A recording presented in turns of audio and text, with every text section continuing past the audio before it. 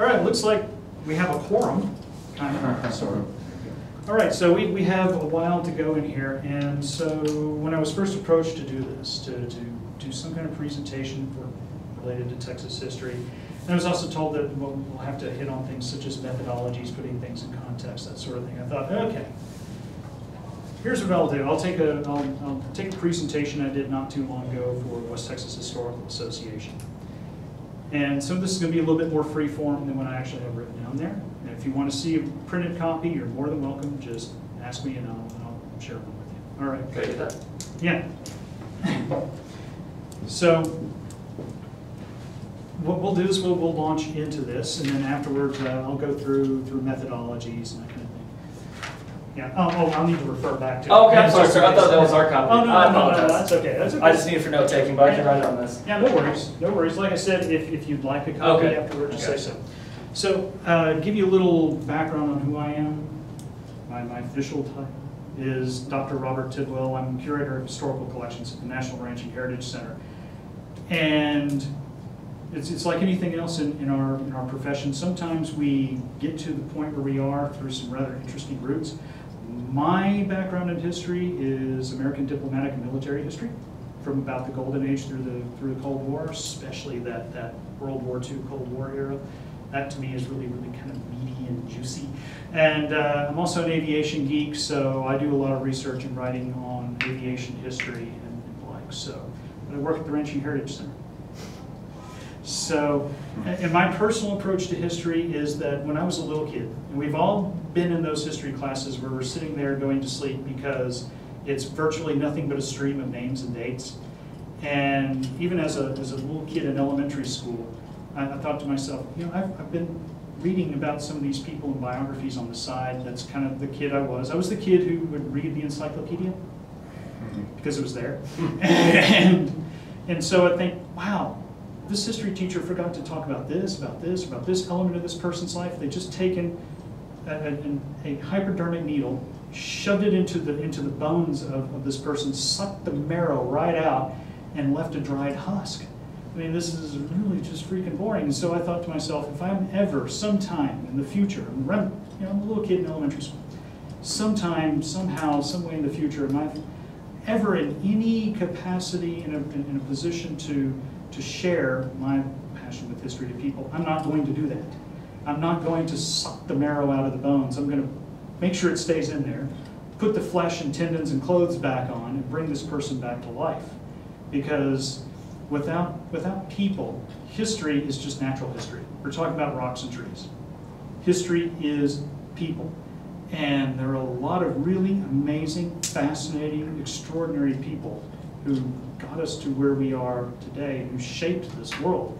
So I'm the person who likes to take these people and basically invite them in. You know, come on into my living room, hang out on the couch there. I'm going to have a whiskey and soda. What's your pleasure? Let's just talk. So I like to really try to bring these people back to life, because that's what they are. They're people. When I was in grad school and I was in a position to teach as a graduate instructor, what I started every semester with is that what we're going to discuss are people and the events in which they were involved and how they were shaped by events and how they shaped events.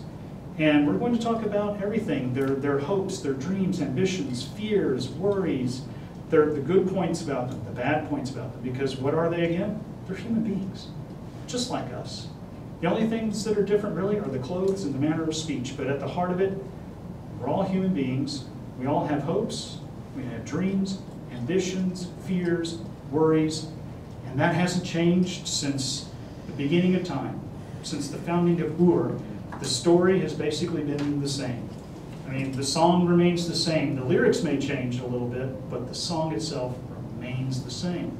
So that's what we're going to do here. I'm going to use an example of an individual who I came to know, and had her just kind of sit down in my living room, and we rapped. We sat down and chit-chatted, we talked. So we're going to talk about a woman who really doesn't get the kind of recognition now that she deserves. And her name is Edith Whatley McKenna. And so we're just going to launch right on in. So who is she? Well, I'll kind of set the stage for you where we enter the story. Because to me, history is this. What's the biggest part of the word history? Story. That's what it is. A wonderful, amazing story. And part of imparting history is the storytelling. Because there are a lot of incredible, amazing, compelling events and people, and we want students to have the kind of passion we do about history.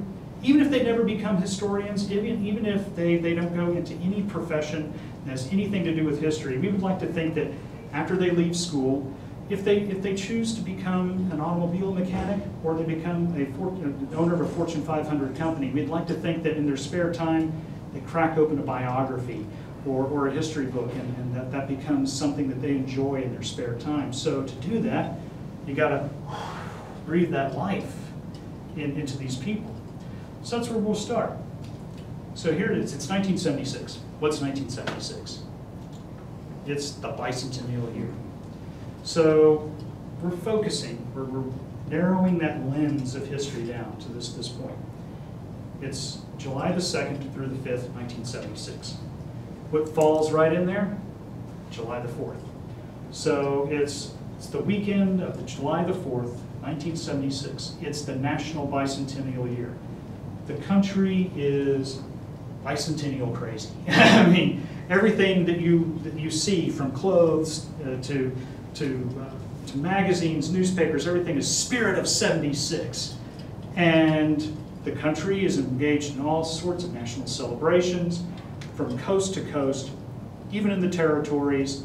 Everything is a celebration of American independence. It's 200 years, man. 200 years, rock on. Woohoo! So Lubbock is involved in all of this. Lubbock has its own bicentennial year celebration. So what do we have? We have the grand opening of a new museum. It's the National Ranching Heritage Center. At that time, it was simply known as the Ranch Headquarters. That was before we started adding some letters on to our acronym. But at that time, it was the Ranch Headquarters. Now, prior to 76, there had been a facility there. We had a group of historic structures that had been relocated from various parts in the region and brought to the grounds of Texas Tech University, all for the purposes of interpreting and preserving and sharing the heritage, the history, the traditions of ranching in North America. But there were just the buildings there. There was no interpretive center, there wasn't a museum, but there were members of the Ranching Heritage Association who said we need to have a museum. We've taken the first step. We've brought these historically significant buildings together. Now we need to have an interpretive center, a museum. So plans began fairly early on at the twilight of the 1960s. And really the plan all along is, hey, when we open this, let's open it, why not? The bicentennial year. What better grand opening can you have for a museum than a national celebration? So 1976 comes. Part of the grand opening is a cattle drive. It's the bicentennial cattle drive. What's more Texan than to have a trail drive of longhorns from San Antonio winding its way through Midland and Abilene on up to Lubbock. Lubbock was the end of the trail for the bicentennial trail drive. And you had rodeo events, you had this amazing grand opening, and prior to cutting the ribbon, which would officially open the Ranching Heritage Center to the public, you have a series of public speeches. Who delivers one of the speeches? Who's really the keynote speaker? Lady Bird Johnson.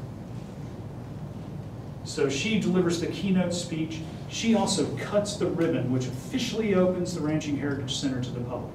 And then there were smaller ribbon cuttings, because each one of the structures, virtually every one, represented some element of Texas's history, not just in terms of events, but migration patterns as well. There are buildings there that represent French immigration into Texas, German immigration into Texas, English and Scottish and even Irish investment in the cattle industry. So we had ambassadors and people from consulates from various countries coming to cut the ribbons on the structures that represented their country and their culture. So people started to file into the Ranching Heritage Center building, the Interpretive Center Museum. Kind of turn to your left, and there's this beautifully decorated, almost ostentatious parlor that looks like someone had taken a knife and cut it right out of the scene of a Western movie. You just think of a cattle baron's home, and then the parlor in a wealthy, powerful cattle baron's home. And that was this parlor. It was decorated to look that way. It has these stained glass ceilings. It's filled with antiques and beautiful furniture.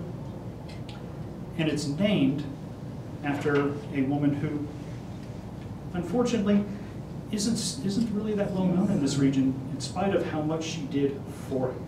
Edith Whatley McKanna. It's the Edith Whatley McKenna parlor.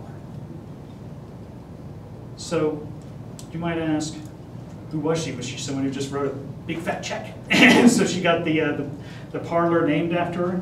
Well, she was a supporter, yeah, there's no denying that. Did she just happen to know the right people? Well, in a way, yes. It's more like the right people knew her, because Edith was a person who became a force of nature unto herself. She was just one of those people who was more than just a human being. She was, as I said, a force of nature given a name and given form. and eventually it got to the point where in her career people would say things such as, we did this because it was what Edith wanted, and Edith gets what Edith wants. So this is the person we're going to invite in here to sit down with us and just chill out and rap with us. So this is Edith Whatley McKenna. So who was she? Was she born into a wealthy, powerful family? No. No, she was born in 1899. She was born July 19th, 1899.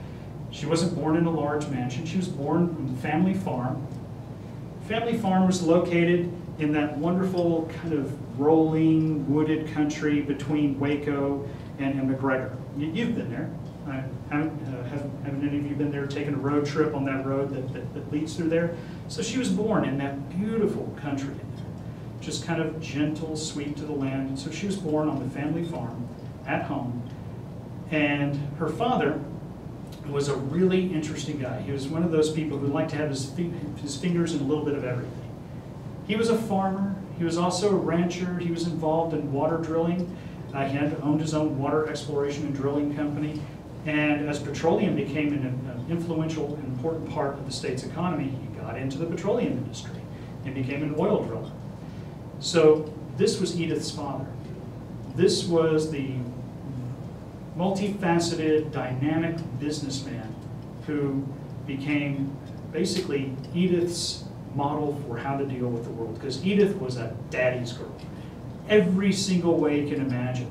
She was a daddy's girl. Wherever Daddy went, Edith was there kind of hobbling along. Daddy, I want to go with you. So she follows him. She follows him whether he's going to check on stock on the family ranch, or he's going to go check some crops on the farm, or when he's going out to a drilling site, whether it's water well or an oil well, Edith is right there along with her, right along with her dad.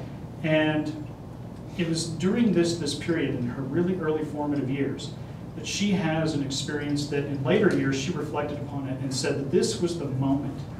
This was the moment that she knew she wanted to be in the oil industry. She in fact said that this is when she caught the oil bug. She's 7 years old. Think of when you were 7. Was there any earth-shattering moment in your life that you said, this is exactly the thing I want to do when I grow up and now for the rest of my life? When I was 7, I was taking baseball cards and sticking them in the spokes of my bicycle so I could ride a Harley. But Edith, she's following her dad, and she's at him, she's with him. And this is how she sets the tone, this is the story. This is the setting. She's out with her father and some of his workmen. They're at a water drilling site in this kind of out-of-the-way location west of Wichita Falls. They're trying to bring in this water well for a client. And They drilled as far as they could go. What has stopped them now is that they're waiting on their supplies. They need more pipe. This well looks like it's going to be deeper than they thought it was going to be, and they need more pipe. Well, this is the early 1900s. It's not coming by Amazon. It's not coming by 18-wheeler. It's coming by freight wagon from Fort Worth. And they've waited for several days. There's been a holdup with the wagon. There had been some damage to one of the wagon wheels. The wagon team had to repair the wagon in the field. They couldn't just take it back to Fort Worth and get it repaired. No, the wagon, the freight hauling company also had a deadline too, and they also had a paying customer waiting for these supplies. So they had to repair the wagon in the field and finish the job and get those supplies to the well site. So Edith is there. She's 7 years old. She's with her father and these drillers, and they're out there and they're waiting. And they're waiting. And she could see her father. She could see the expression on his face, the doubt, the fear, the worry. Are these supplies going to come in? Are we going to lose this customer? Are we going to lose this well? Am I going to lose my reputation? Because to him, every well had his reputation on it. It didn't matter how many successes he had. The well that he was working on at that moment had his whole reputation riding on it. So this was the kind of instruction that Edith had in her life. So she could see her father's face, and then the supplies arrive. He's a little bit relieved because, hey, the supplies arrived, we can finish out the well. So they start to drill again. And she's watching her father. She's watching him kind of bite his lip, chew on his nails. 350 feet, no water. 400 feet, no water. 500 feet come, 600 feet come, no water. She can see her father is starting to pace. He's rubbing his hands. She can even feel his worry, his doubt. And then 700 feet hit. You can hear it. That water is gushing up through that pipe. And she sees her father's face change from concern, worry, doubt. I mean, am I going to be able to pay these men who've come out to this drilling site? Am I going to be able to pay my bills? To glory days. The well has come in, and she sees that grin of just relief and joy on his face. And she said it was that moment, that whole range of human emotion, doubt, worry, concern, fear, elation, joy, relief. She said it was that moment that she knew she wanted to be in the oil business, because her father was involved in the oil business as well. And she thought, if he gets this much of a rush out of bringing in a water well, imagine what it's like to bring in an oil well. And so it was at 7 years of age that she decides she wants to absorb everything that she can just bring into her mind about the oil industry. She was, by the time she was in the equivalent of junior high, she's sitting down there with her father going over geology reports, and he's pointing out to her, stratum levels and all of these fine details of these geology reports. By the time she's in junior high, do you know very many kids in elementary school or junior high who are going to sit there enraptured and hanging onto your every word as you're pointing out the fine details of geological cross sections and water-bearing strata and salt domes and all of this. I mean, really think about it. How many kids do you know are going to just hang on to your every word going over subjects like that? She was. She would just sit there and soak up as much as her dad could give to her in information. And not just the geology side, the business side. She watched her father negotiate leases, buy land, and negotiate water rights and mineral rights. So she was growing up with all of this information just pouring right into her head. Well, her family kind of moved around because, like I said, her father had his oil and water drilling businesses, so they went very often where the business was. So they had some ranch land around Fluvanna, and people were starting to come into this country, in the early 1900s.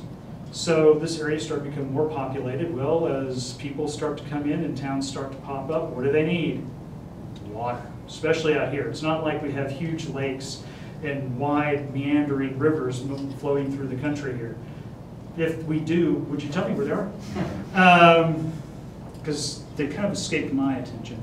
But her family comes out here, and her father already had some ranch land and some agricultural interests here, and he figured, I'm going to also set up, a water and oil drilling operation here. So for a lot of her life, she grows up in Fluvanna, and that really becomes kind of her home.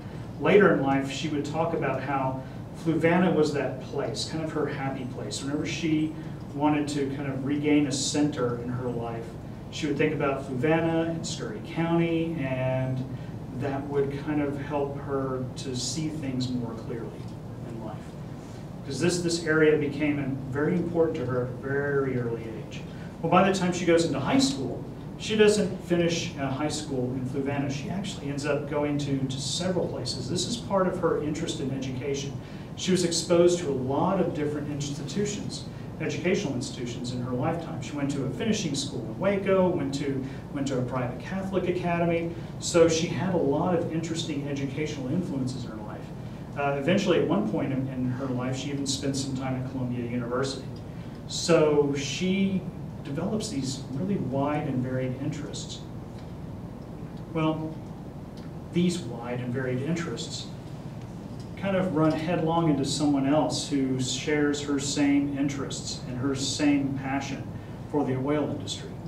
She runs into James McKenna. This is 1923, and she meets someone who's not a stranger to her. She and James McKenna had known one another because James's father and Edith's father had been involved in some business dealings, and James, even at his young age, had been involved in some business dealings with Edith's dad. And being a daddy's girl, if daddy approves of this guy, then he must be A-okay. And besides, they both shared this passion for the oil industry. Edith had grown up with it. Her husband James had grown up in it. Because James's father wasn't just any old guy punching some holes in an oil field. He was a well-known, well-respected early pioneer in the oil industry. In fact, he brought in a well in Mexico that at the time was regarded to be one of the largest in the hemisphere. So James grew up with a passion for the oil industry. He grew up knowing the business. Edith grew up with a passion for the oil industry and knew the business, and it was a match made in petrochemical heaven. And the two of them became virtually inseparable.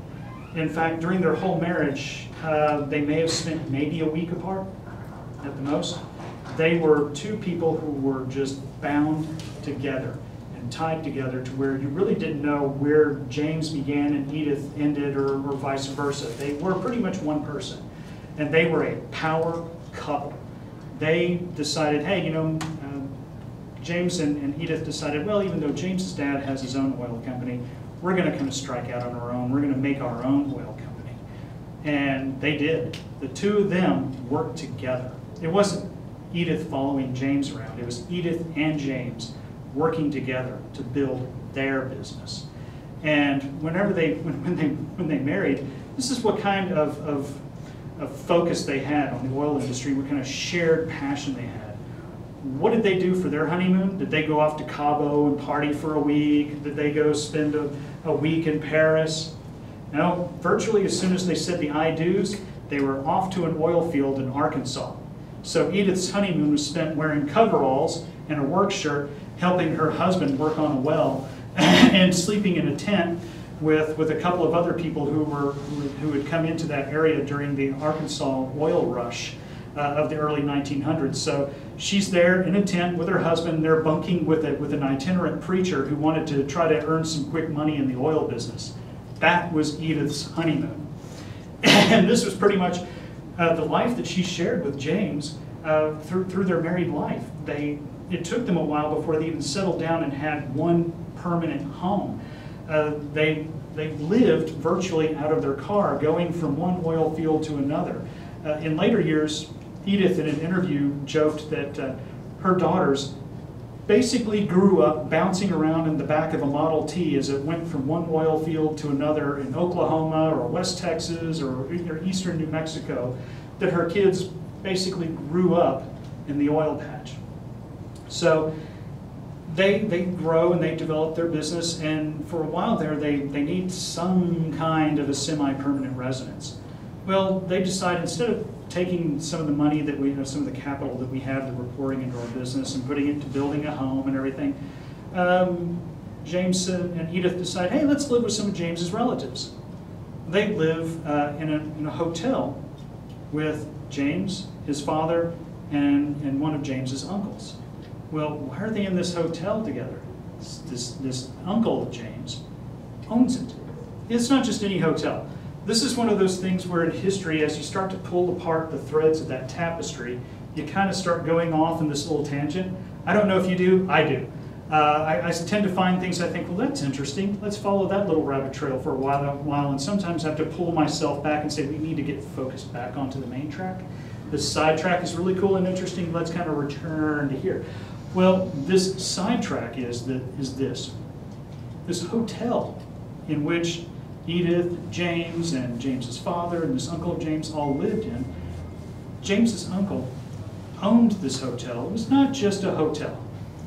It was a rehab resort, basically. This uncle of James in the late 1890s developed his own patented method for curing people of demon rum and the lure of drink. So he had this method for curing alcoholism. And part of his method was to put people in luxurious, sumptuous surroundings so that as they basically went through detox, they at least had some nice surroundings as they went through this. And he ended up opening this chain of them. He had one in El Paso, there was one in Houston, one in Waco, and he even worked on opening one in San Antonio, and then there was one in Tulsa.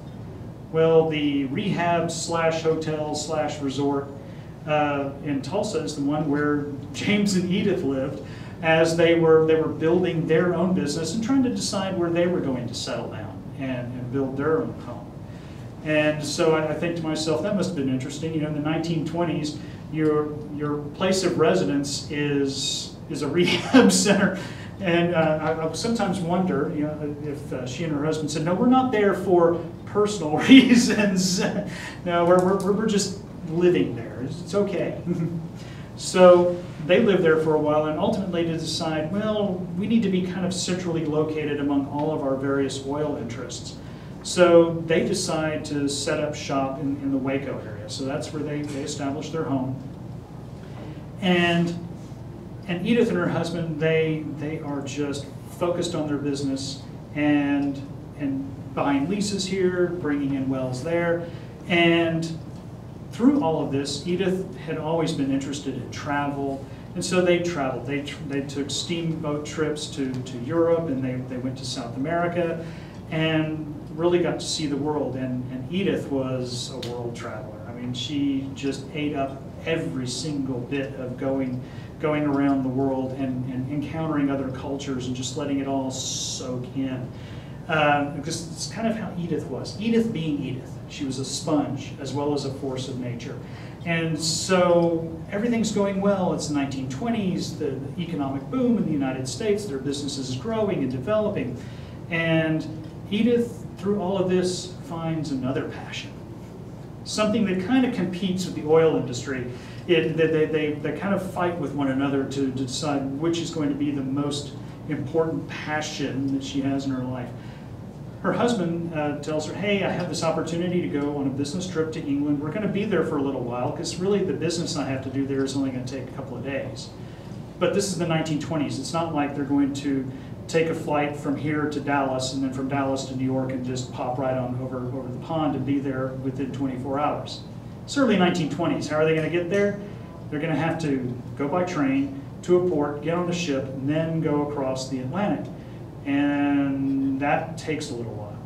So so James decided, yeah, it's going to take us a while to get there. My business is only going to be a few days. And why don't we just make this a belated honeymoon? Because we never really had one. You know, sorry, Edith, I know I promised you a honeymoon. Well, it's finally come. So they gather the kids, they gather all their possessions, all their trunks of clothes and everything, because you're traveling across the Atlantic. You're not going across in a couple of days. You know, you need quite a bit of clothes. And Edith, even at this time in her life, she was a little bit of a clothes horse. So she had her own steamer trunks full of clothes. And they go to England, and they're enjoying themselves. James conducts the business that he needed to conduct in England. And just as they're starting to settle in and think, yeah, we'll spend a couple of weeks here. Edith had always enjoyed riding horses. She wanted to try her hand at English riding, maybe to learn how to do some steeplechase while she's there. And just as she's about to contact one of the local stables and talk to one of their skilled riders to teach her how to ride English style, her husband gets this telegram. It's from Paris, the one in France. And because if it were in Paris, Texas. Anyway, he gets this telegram from Paris saying, we need you here immediately for this business discussion, for this proposal. So he says, wait a second, when's this dated? And they need me to be there within 24 hours. We're kind of in the middle of the English countryside. I've got to go to Paris. Wow. We're going to have to get on a train that will take us to London, then from London over to Dover. Then we have to catch a cross-channel ferry to go to Calais, and then from Calais get on another train that will then take us to Paris. That's going to be really, really tight, and this is an urgent business meeting. How are we going to get there in time? Light bulb goes off in James's head. This is the 1920s. Airplane. We'll go by airplane. He says to Edith, I don't know if you want to go. We're going to go by airplane. I know you've always wanted to see Paris, but we're going to fly. I don't know how you are about flying. Before he could pretty much get the words out of his mouth, she was already packing her bags and saying, when do we go? So just Edith being Edith launches headlong into it. To her, it's an adventure. Hey, we're going to fly to Paris. So they get on this chartered airplane. They fly to Paris. James conducts his business. They fly back to England. And the flight to and from Paris, Edith is just launching into the pilot with this whole series of questions. What about this? What's that gauge for? What does this do? How do you do this? I mean, she is just basically interrogating the pilot the whole way because she thinks flying is just one of the most wonderful things she's ever experienced and done. And James knew his wife all too well. She saw that gleam in her eye. So he decided, okay, when we return, we'll buy an airplane. We'll buy an airplane for the business. So when they returned to the United States, he just virtually immediately, as soon as they returned to the Waco area, he buys an airplane for the business. And he thinks Edith is going to take to this like a fish to water. As much as she enjoyed that flight when we were in Europe, as much as she interrogated the poor pilot, she is going to really love this.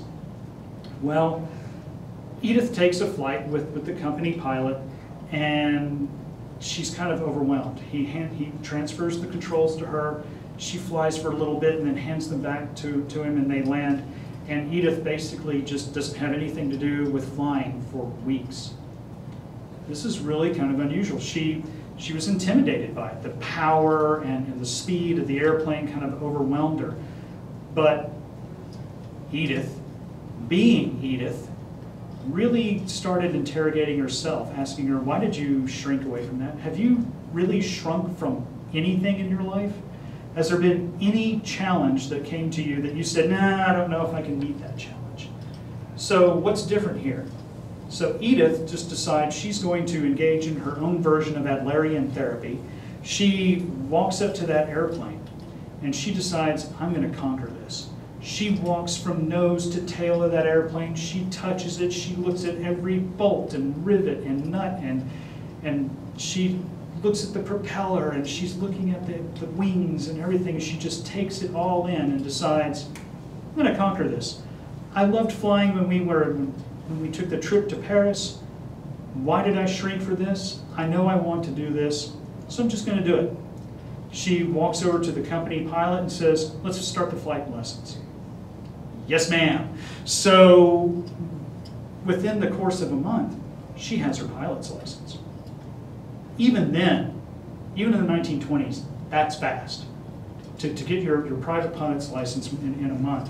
So she gets her license. Her husband, again, James knows Edith all too well. She's got her license.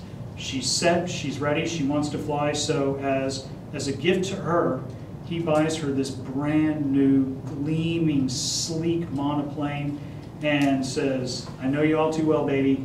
she's all yours.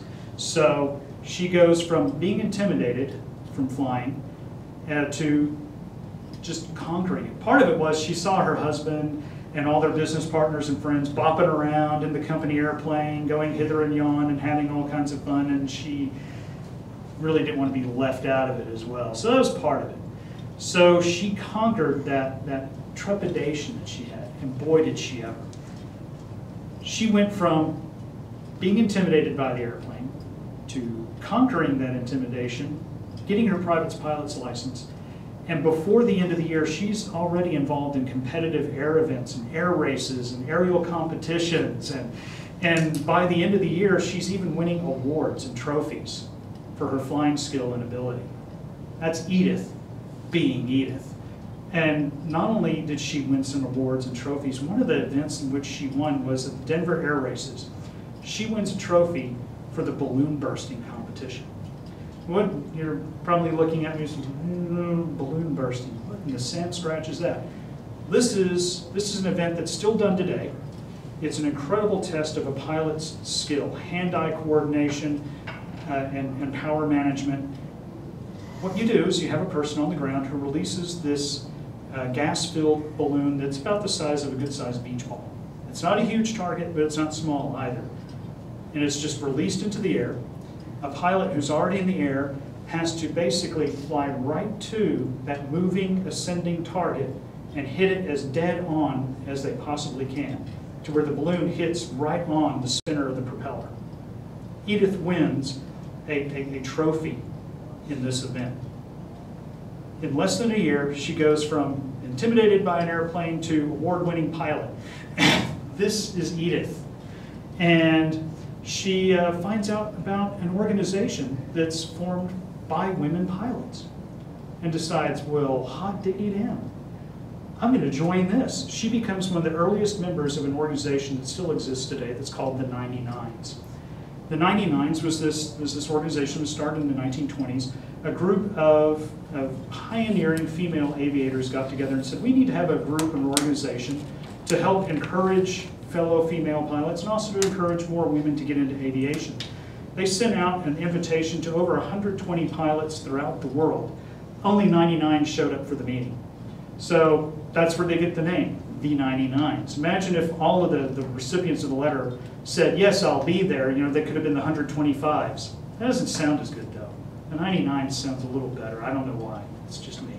So she joins. And when she joins, she starts writing letters to the organization. She becomes an officer in the regional branch, the regional chapter of the 99s. And in one of the letters that she writes to the national organization, she talks about how wonderful flying is and how liberating it is. She even talks about, hey, why are we just limiting ourselves to encouraging women pilots? Why don't we encourage everyone to get involved in aviation?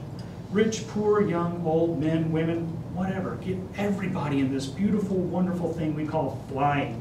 And then she begins to kind of, Edith was not the kind of person who, as you would say, would toot her own horn. She would tell you about, well, I've done this and that, but, and everything after the but was the list of things that she still had on her so-called bucket list. So when she's writing to the 99, she says, well, you know, I've mastered flying single-engine airplanes. I've done pretty well at that. I've participated in a few events. But gosh, I want to get a commercial pilot's license. I want to fly 4-engine freighters. And she starts launching into this laundry list of things that she still wants to do. Because that's just Edith being Edith. There were no half measures with her.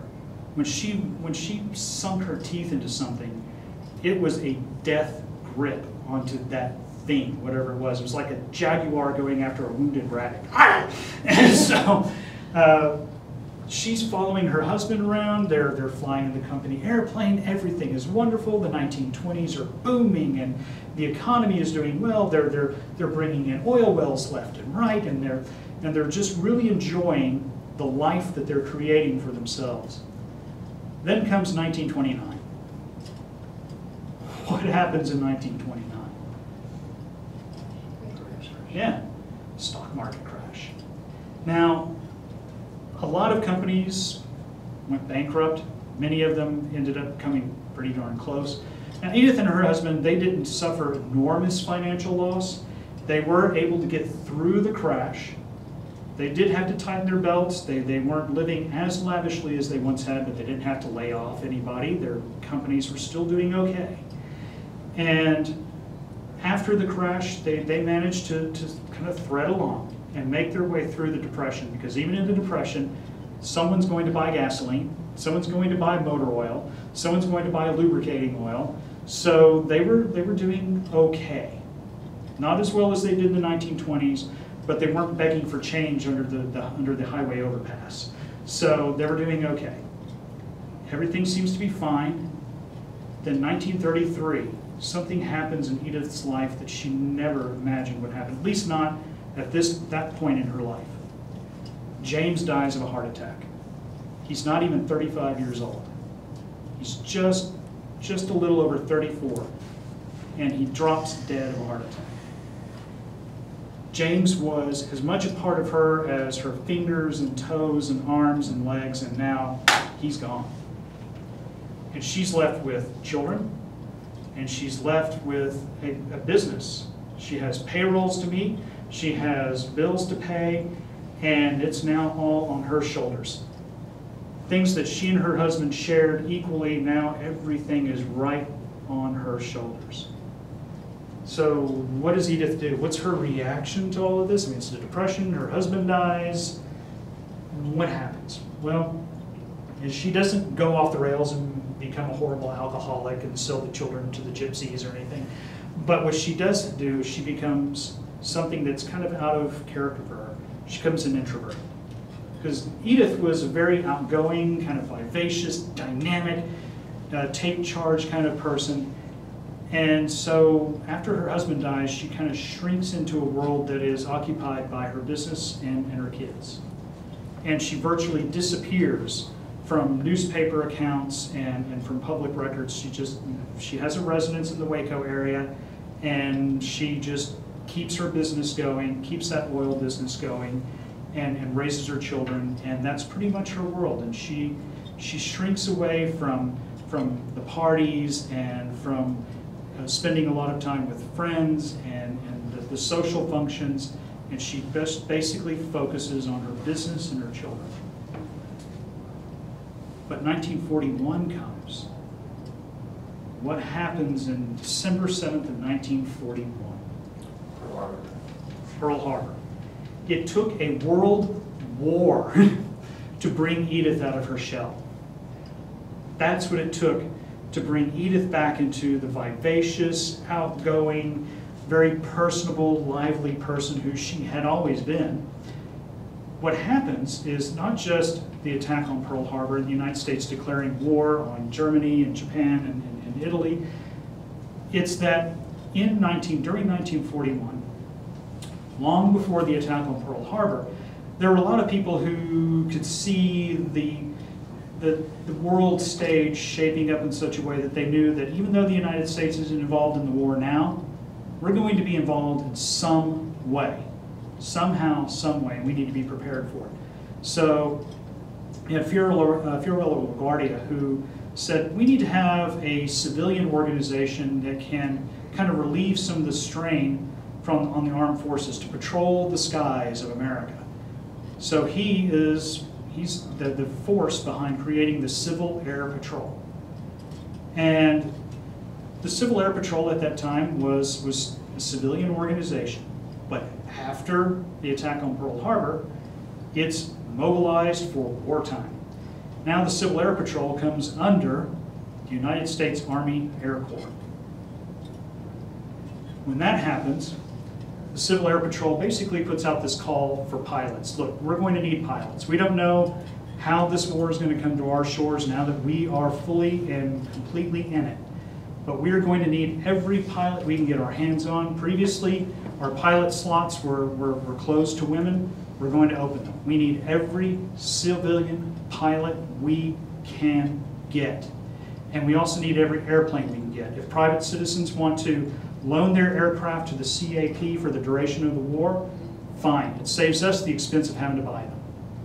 Well, this call goes out to various pilot organizations and groups, including the 99s. The 99s By the end of 1941, by the end of December, in their newsletter, they're saying, hey, ladies, your country needs you. If you're a woman who has a pilot's license, do what you can for the country. There's Edith in Waco, Texas, who says, absolutely. Edith signs up to join the Civil Air Patrol as a pilot. She even offers her own personal private airplane and says, this now belongs to the CAP for the duration of the war. So she serves as a CAP pilot during the war, and she loves it. She becomes a liaison pilot, flying generals and senior officers hither and yon all over the Southeast, making flights to Washington, D.C., really getting to see a lot of the United States, and she is loving it. Edith becomes the Edith that she was before her husband died, and she enjoys her life in the CAP. She becomes a captain in the CAP. And she's in her early 40s, and she still cuts an attractive figure of a woman. So the Civil Air Patrol also decides basically to make her the cover girl for the Civil Air Patrol. And as the Civil Air Patrol, whenever they made a uniform change to the design of their uniforms, what have you, they had Edith serve as the model. So there she is, standing next to her airplane that has the Civil Air Patrol logo on it and everything. And so she really becomes the Edith that she was, and she's flying, she's meeting all kinds of interesting people, going to see a lot of the country, and through the duration of the war, she just continues to really become much more active and outgoing and re-engaged with that outside world. Well, the war ends, and now she has multiple offers on what to do with her life now after the war. And some advertising companies in New York City said, hey, come on over to Madison Avenue, get involved in advertising. We would love to make you part of our organization.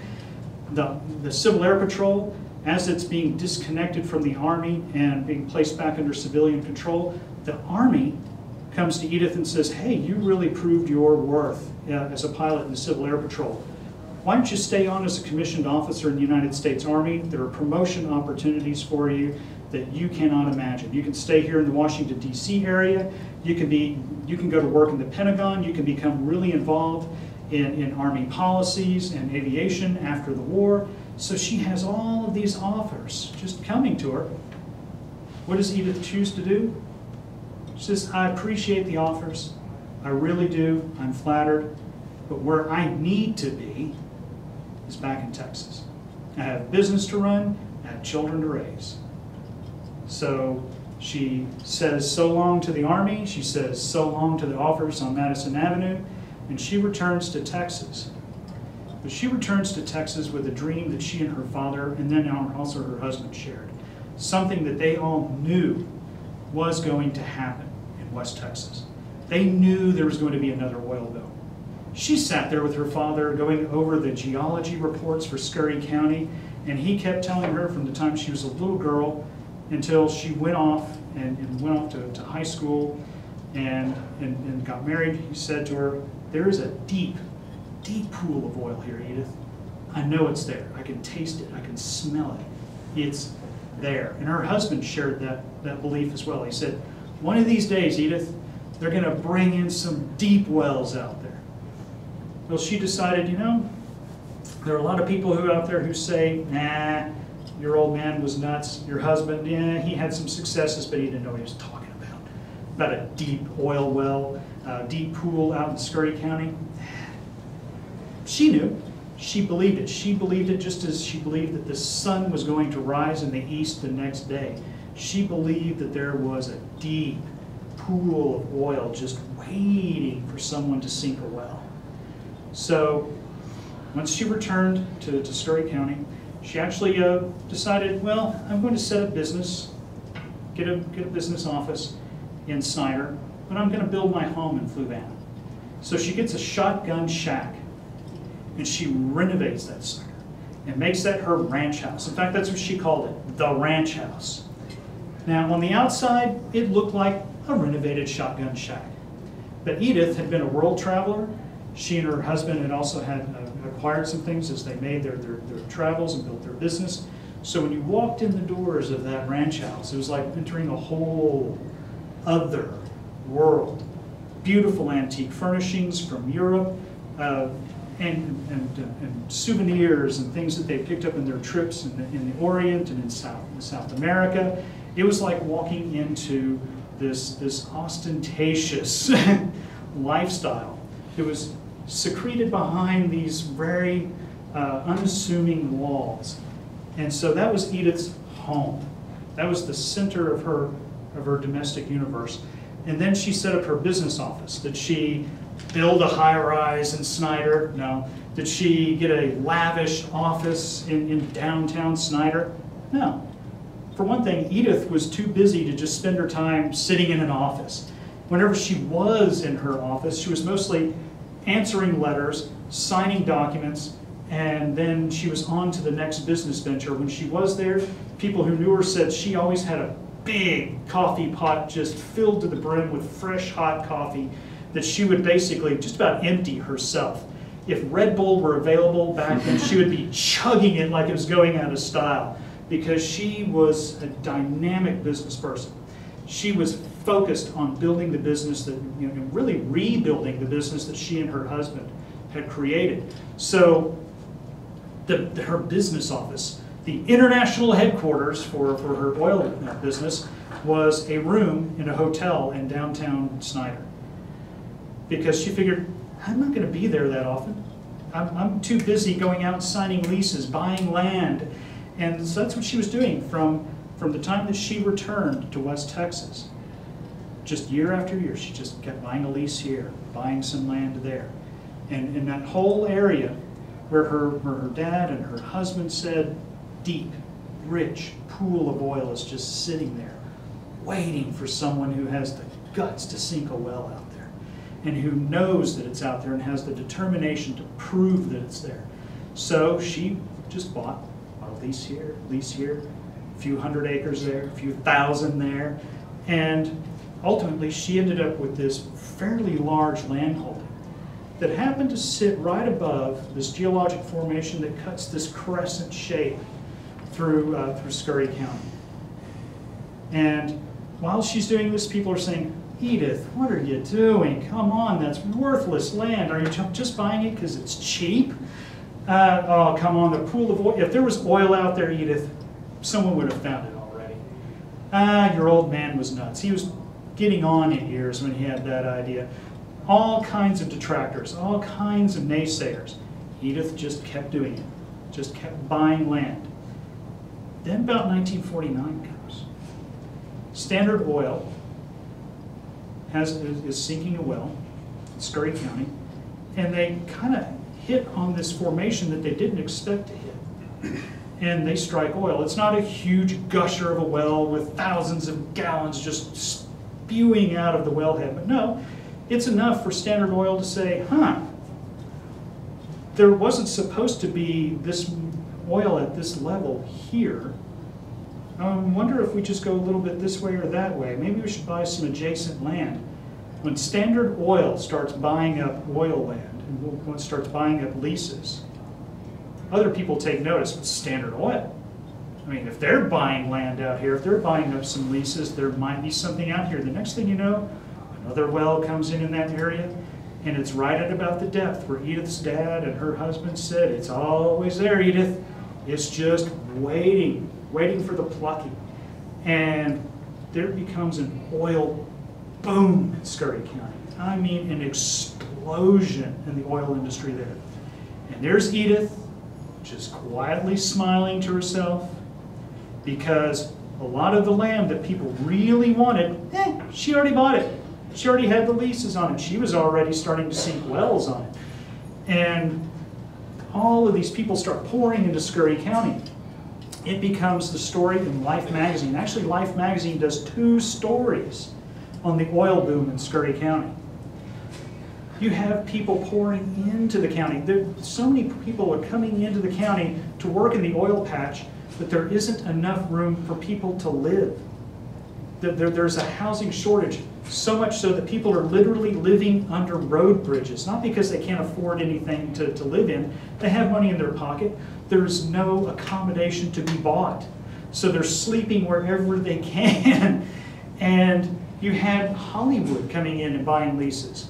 You had Bing Crosby and his good buddy going into a partnership on a well out there. So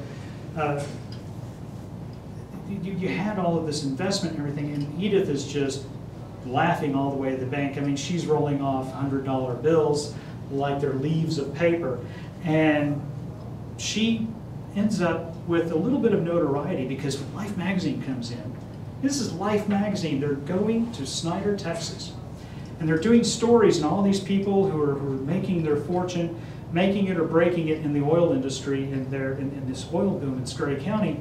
And they have this brief, roughly about a paragraph or two, profile on this hard-charging middle-aged woman who's made a name for herself out here in West Texas. They have this photograph of Edith standing next to her mantle at the ranch house, and she's dressed the way that Edith was always dressed, immaculately. I don't know if Edith really owned anything off the rack.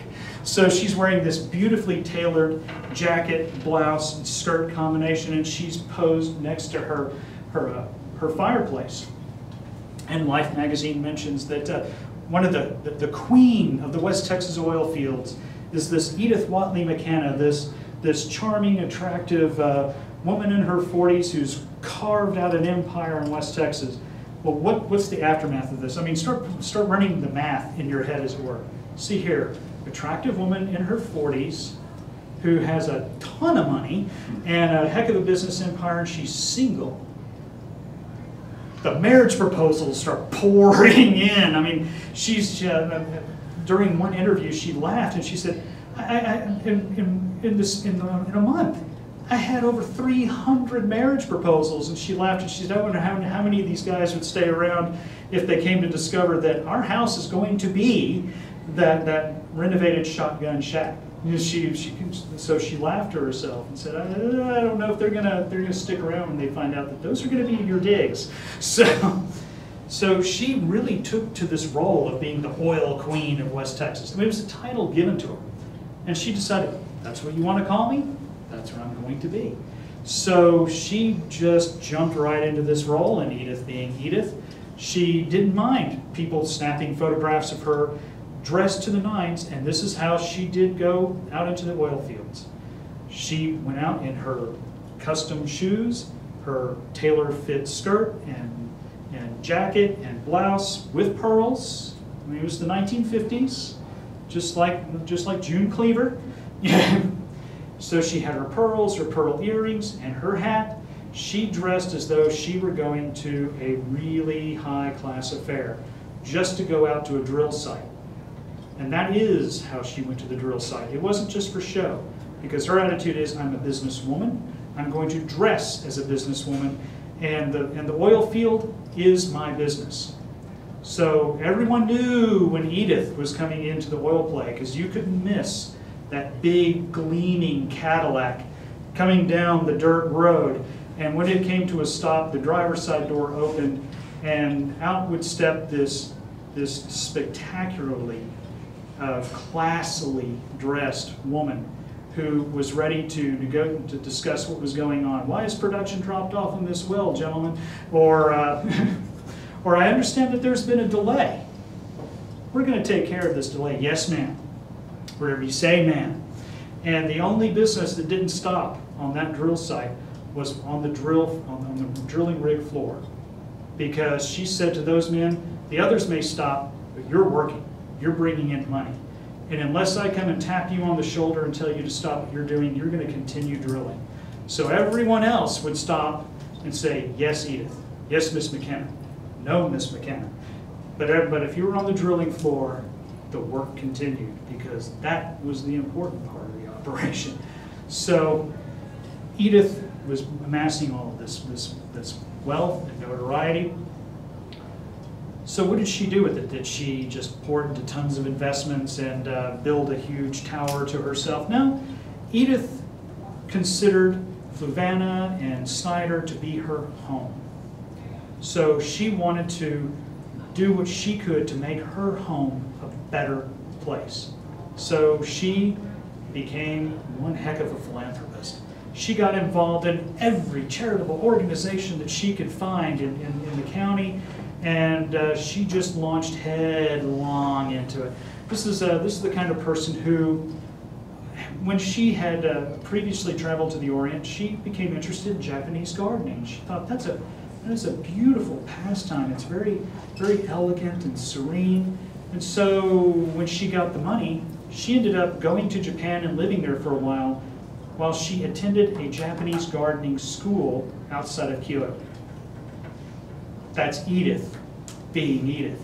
So when she returned to the States, she not only became a member of the Scurry County Botanical Society, no, she became the person who, when asked to give a presentation on Japanese gardening, she not only came in her own custom-fitted kimono, because she had several, she had fitted kimonos for the other officers in the Botanical Society, so that whenever she gave her lecture on Japanese gardening, the officers and Edith were all dressed in authentic, straight from Japan, fitted kimonos.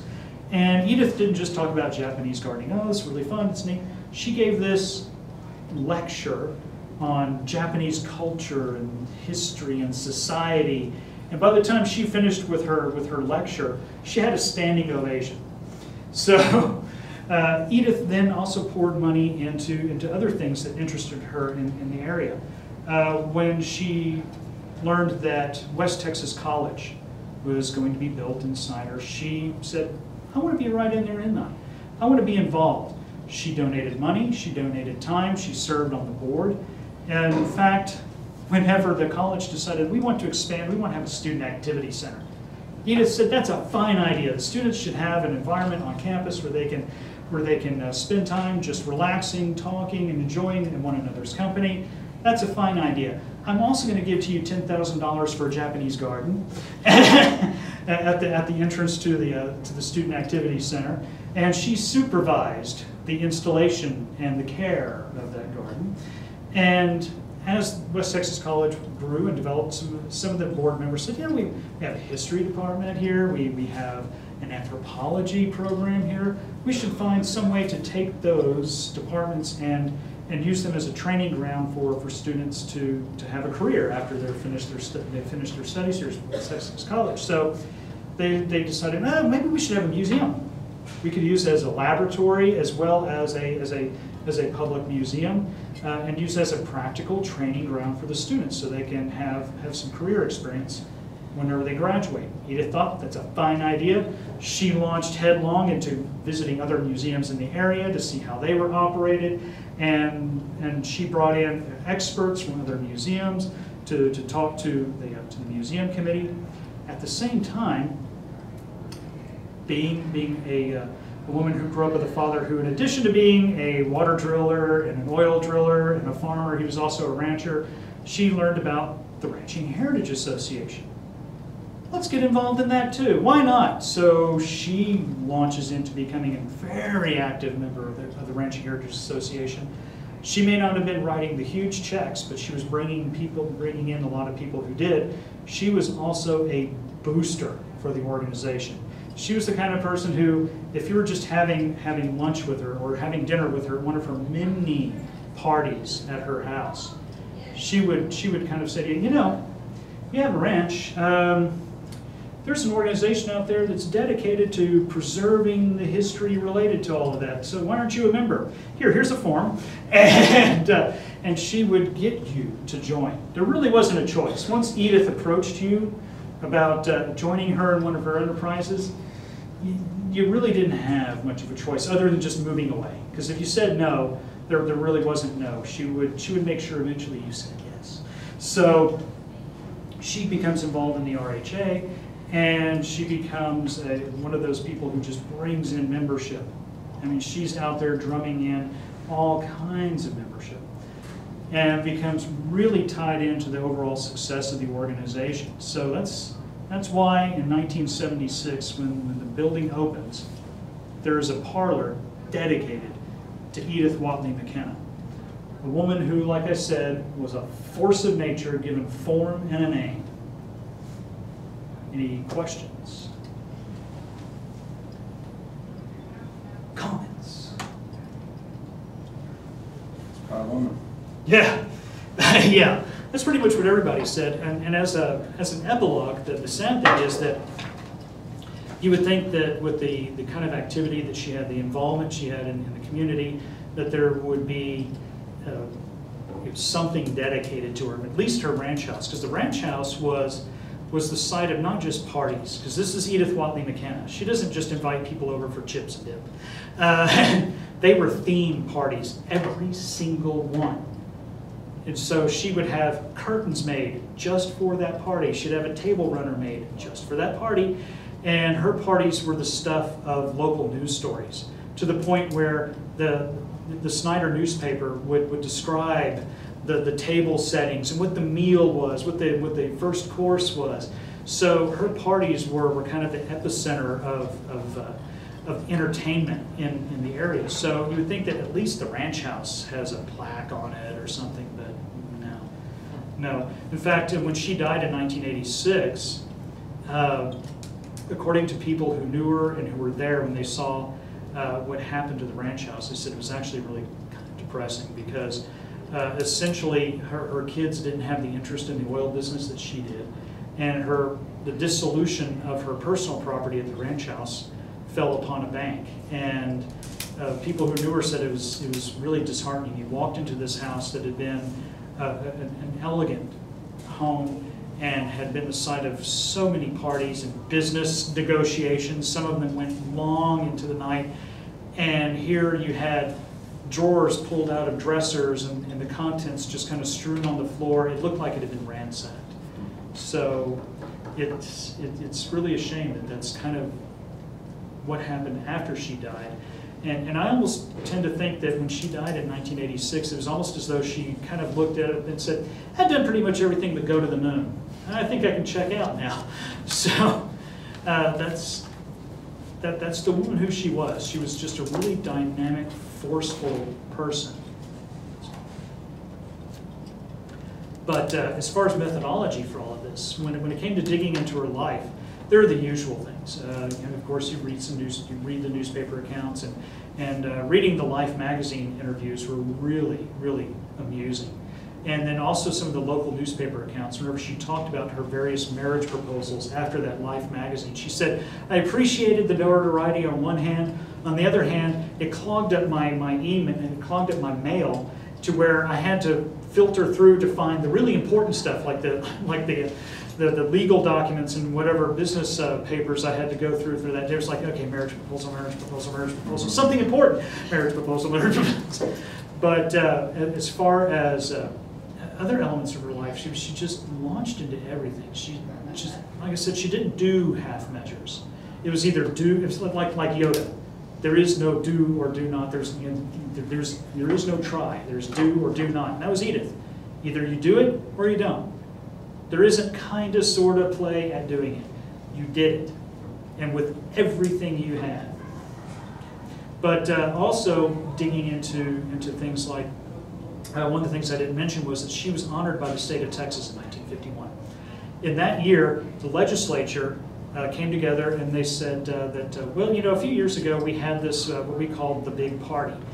Well, it was a really great event, well attended by a lot of people, where we recognized people who played an important role in various aspects of the state, whether it's the arts or business, what have you. And we honored these people. So let's do that again. So by act of the legislature, Edith was listed among the people who they would have in the next big party. So there's this huge party that took up the largest hotel in Wichita Falls. They had people coming in from all over the state. And among the people who were there to attend this event, and not just attend the event, but hand out the letters of recognition, you had the Vice President of the United States who came to this. So the Vice President of the United States was there among all of these other individuals, over there to formally recognize Edith for her contributions to the petrochemical industry and to the economy of the state of Texas. Because that's just Edith being Edith.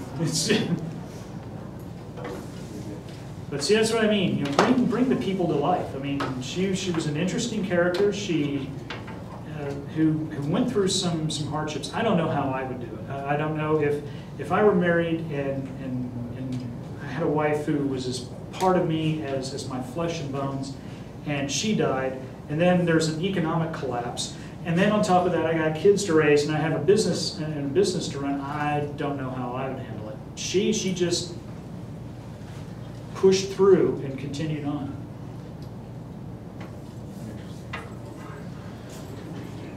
Thank you. Oh, you're welcome. Thanks, sir.